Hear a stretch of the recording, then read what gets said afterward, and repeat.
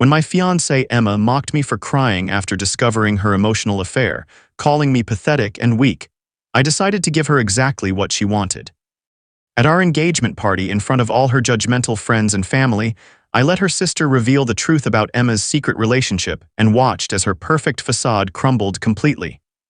I, Jake, 29, never thought I'd be the guy writing one of these posts, but here I am at 3 in the morning, unable to sleep, needing to get this off my chest. 3 weeks ago, I thought I had my life figured out. I was engaged to Emma, we had our dream house, and I believed we were building something real together. Now I'm sitting in my childhood bedroom at my parents' house, trying to piece together how everything went so spectacularly wrong. Emma and I had been together for 4 years. Emma Martinez, 27, was everything I thought I wanted: beautiful, successful, confident to the point of intimidation sometimes. She worked in marketing for a high-end fashion brand, always impeccably dressed, always knowing exactly what to say in social situations where I'd stumble over my words. I'm an accountant, not exactly the most exciting profession, and I always felt lucky that someone like her chose me. The problems started about 6 months ago, but I was too blind to see them. Emma became distant, always on her phone, working late more often. When I'd try to bring it up, she'd flip it around on me, saying I was being clingy and insecure. She had this way of making me feel like I was the problem, like my concerns were just signs of my own inadequacy. "You're being paranoid, Jake," she'd say with that dismissive laugh that I'd grown to hate. "Maybe if you were more confident, you wouldn't need constant reassurance." The gaslighting was subtle but constant. When I'd point out that she never wanted to spend time together anymore, she'd remind me of that one dinner we had 2 weeks prior. When I mentioned she seemed different, she'd list all my flaws and suggest maybe I was projecting my own changes onto her. I started doubting my own perceptions, wondering if I really was just being needy and pathetic like she suggested. Everything came crashing down 3 weeks ago. I came home early from work with the flu, feeling miserable and just wanting to curl up in bed. Emma was supposed to be at a client meeting, but I heard her laughing in our bedroom. Thinking she was on a work call, I went to let her know I was homesick. I found her on a video call, but it wasn't work. She was talking to David Chen, 31, a guy she'd mentioned as just a friend from her gym. But this wasn't a friendly conversation. She was wearing lingerie I'd never seen before, speaking in a breathy voice I'd never heard her use with me, telling him how much she missed him and couldn't wait to see him again. I stood there frozen, watching my fiancée being intimate with another man through a screen. When she finally noticed me, she didn't look guilty or ashamed. She looked annoyed, like I'd interrupted something important. "Jake, what are you doing home?" she snapped, not even bothering to end the call immediately. "I'm sick," I managed to croak out, my voice breaking. "Emma, what is this?" She finally hung up and turned to face me with this cold expression I'd never seen before. "It's exactly what it looks like. David and I have been seeing each other." The words hit me like a physical blow. "Seeing each other? Emma, we're engaged. We're supposed to get married in 3 months. "I know what we're supposed to do," she said, pulling on a robe, "but I need more than what you give me, Jake. David makes me feel alive, passionate. You make me feel settled, comfortable, like I'm already old."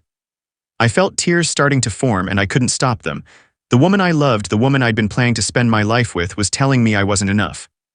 That she'd been lying to me for months while carrying on with someone else. "Emma, please," I said, my voice cracking. "We can work through this. We can go to counseling, we can." That's when she started laughing. Not a nervous laugh or an uncomfortable laugh, but genuine amusement. "Oh my God, Jake, look at you. You're crying. You're actually crying right now." "Of course I'm crying," I shot back. "The woman I love just told me she's cheating on me." "This is exactly what I'm talking about," she said, shaking her head. "David would never cry over something like this. A real man would either fight for me or walk away with dignity. But you're just standing there sobbing like a child." Her words were like poison, designed to cut as deep as possible.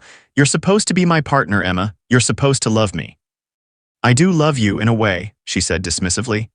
"But I'm not attracted to weakness, Jake. I can't respect a man who falls apart the moment things get difficult. Maybe if you were stronger, more assertive, I wouldn't have needed to look elsewhere." I left that night, too devastated to even pack properly. I grabbed some clothes and drove to my parents' house, where I broke down completely. My mom held me while I sobbed, and my dad looked ready to drive over and have words with Emma himself. But the story doesn't end there. Over the next few days, Emma started calling and texting, but not to apologize. She wanted to work things out, which apparently meant continuing her relationship with David while keeping me around for emotional and financial security. "I think we can make this work if you're open-minded about it," she said during one particularly infuriating phone call. David fulfills needs you can't, and you provide stability he can't. We could all be mature about this. I hung up on her, but she kept trying. She enlisted her friends to call me, telling them I was being unreasonable and closed-minded. Melissa Torres, 26, Emma's best friend and maid of honor, actually had the audacity to suggest that maybe this arrangement could be good for everyone. Emma really loves you, Jake, Melissa said. But she has needs. If you really love her, shouldn't you want her to be happy? The manipulation was stunning. They'd twisted the situation so thoroughly that I was the villain for not accepting my fiancé's infidelity as some kind of progressive relationship model. But what really sealed my decision for revenge was what happened when Rachel Martinez, 24, Emma's younger sister, reached out to me. Rachel had always been the more genuine of the two sisters, and she was devastated when she heard what happened. Jake, I'm so sorry, she said when she called me. I had no idea Emma was doing this to you. It's not your fault, Rachel, I told her. I just wish I'd seen the signs earlier. That's just it, Rachel said hesitantly. There were signs, big ones. And I feel terrible that I didn't say anything. She told me everything. How Emma had been bragging to her friends about having the best of both worlds with David and me. How she'd been planning to string me along until after the wedding, using my money for the reception and honeymoon, then divorce me and take half of everything while continuing with David. She showed me screenshots of your conversations, Rachel said, her voice full of disgust. She was making fun of how pathetic and clingy you were being. She and her friends thought it was hilarious that you believed her lies about working late. But the worst part was yet to come. Jake, she's not planning to call off the engagement. She wants to go through with the wedding. She's telling everyone that you two worked things out, that you've accepted David as part of your relationship. My blood ran cold. What do you mean? The engagement party is still happening this weekend. She's invited everyone, including David. She's planning to announce that you've agreed to an open marriage and introduce David as her boyfriend. She thinks you'll just go along with it to avoid embarrassment. That's when I realized Emma had fundamentally misunderstood who she was dealing with. She saw my tears as weakness, my devastation as pathetic. She thought she could manipulate and humiliate me indefinitely because I'd always been the accommodating one in our relationship. She was wrong. I spent the next few days planning carefully. I called in some favors, did some research, and prepared for what would be Emma's engagement party, but my coming out party as someone who wouldn't be walked all over anymore. The party was held at Emma's parents' house, a beautiful colonial where we'd spent many holidays together. I arrived fashionably late, having told Emma I needed time to process everything but would be there. She'd interpreted this as me caving to her demands. When I walked in, Emma practically glowed with triumph. She was wearing the dress we'd picked out together for the party, looking stunning as always. David was there too, standing possessively close to her, clearly comfortable in what he thought was his new role as the acknowledged other man. Jake. Emma called out, hurrying over to me with that fake bright smile she used for social situations. Everyone, Jake's here. The room went quiet. About 50 people were there, family, friends, coworkers, all looking at me with various expressions of curiosity, pity, and confusion. Emma had clearly been managing the narrative, but people weren't stupid. They knew something was off. Hi everyone, I said calmly.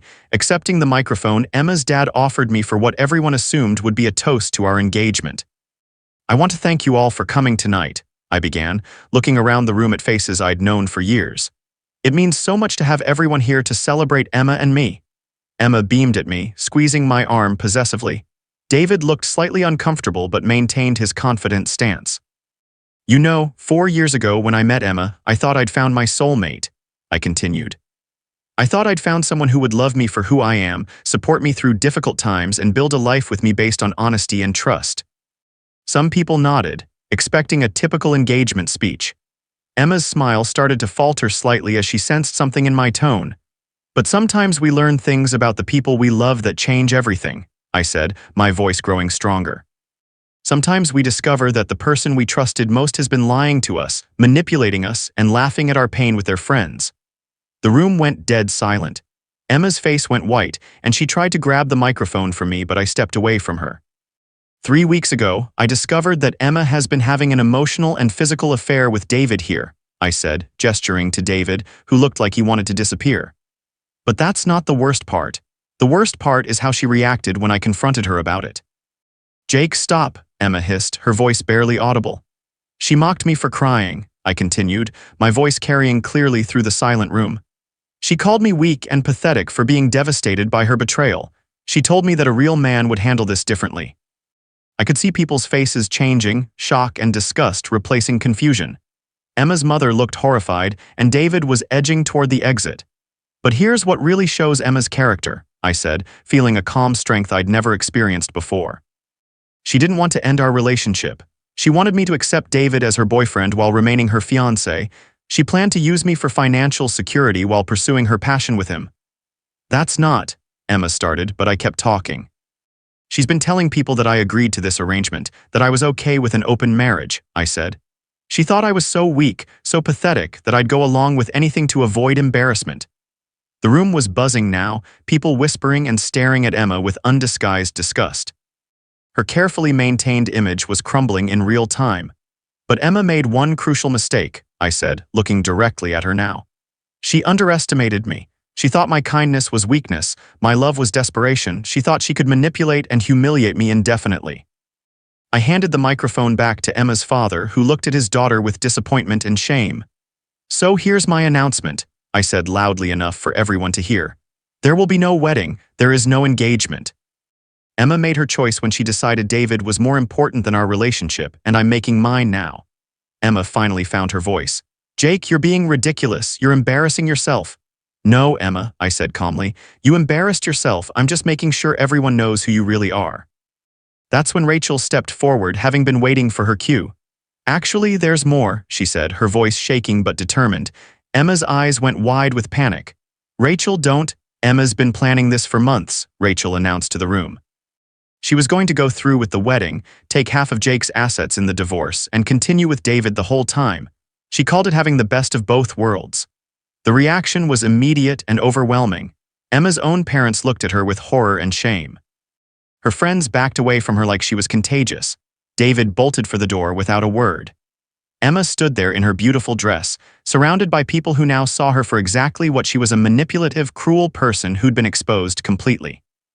You planned this, she said to me, her voice full of rage and humiliation. You're sick, Jake. This is sick.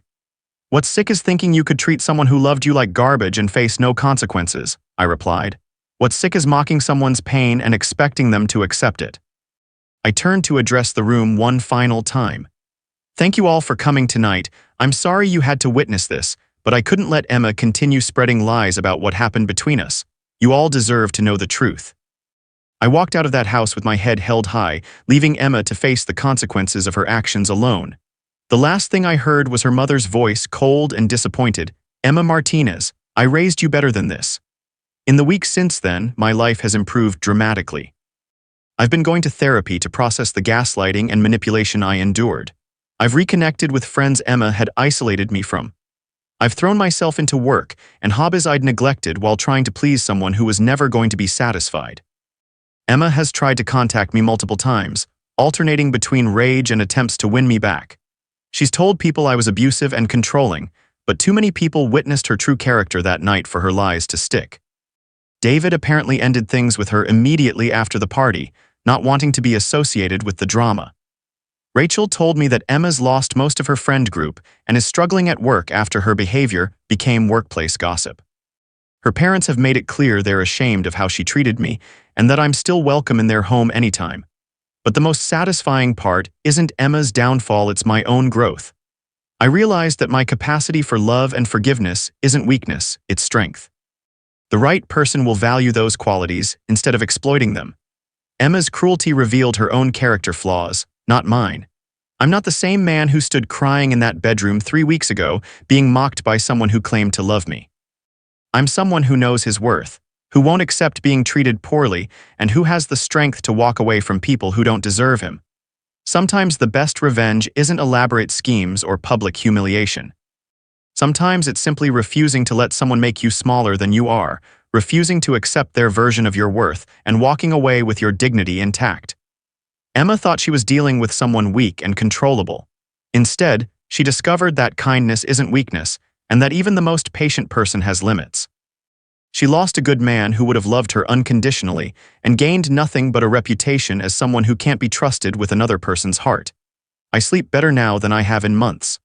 My conscience is clear. My future is my own, and I'm surrounded by people who actually care about me.